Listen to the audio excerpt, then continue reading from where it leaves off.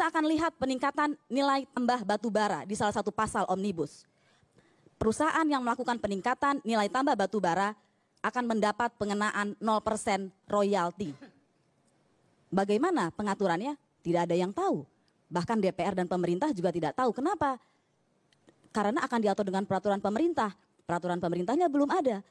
Peraturan pemerintahnya bisa berganti-ganti. Apakah ini adalah sebuah kepastian hukum? Pasti tidak. Soal investasi saya akan serahkan kepada ahlinya, ada Pak Rizal Ramli di sini. Tetapi jangan-jangan bukan itu alasannya. Jangan-jangan alasannya untuk penambahan nilai tambah batu bara 0% karena anggota Satgas Omnibus Law yang salah satunya adalah Pak Airlangga Hartarto juga yang adalah Menteri dan Ketua Satgas Omnibus Law juga terkait dengan perusahaan tambang. Ada beberapa tim pemenangan Pak Jokowi Ma'ruf Amin juga memiliki tambang dan juga masuk di dalam Satgas Omnibus Law.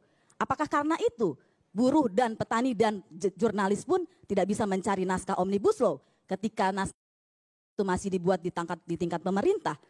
Naskah itu kan baru tersebar setelah diserahkan kepada DPR. Dan kita jadi tahu bahwa penyebarannya berarti dari DPR. Kalau betul Omnibus Law untuk rakyat, mengapa rancangan undang-undang perlindungan pekerja rumah tangga 16 tahun tidak kunjung dibahas? Jangankan disahkan, dibahas saja tidak.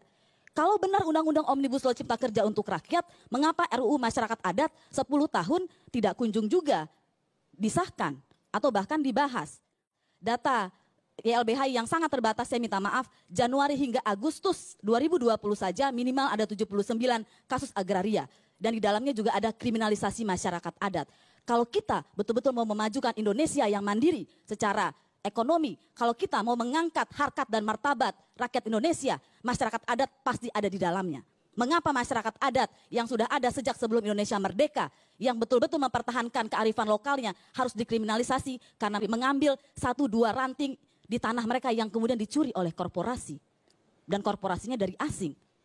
Dan mengapa undang-undang Omnibus Law, undang-undang yang dibuat pemerintah dan DPR tidak menyasar hal-hal seperti itu, tapi memberikan royalti 0%. Apa yang didapatkan Indonesia, apa yang didapatkan rakyat Indonesia dengan royalti 0%?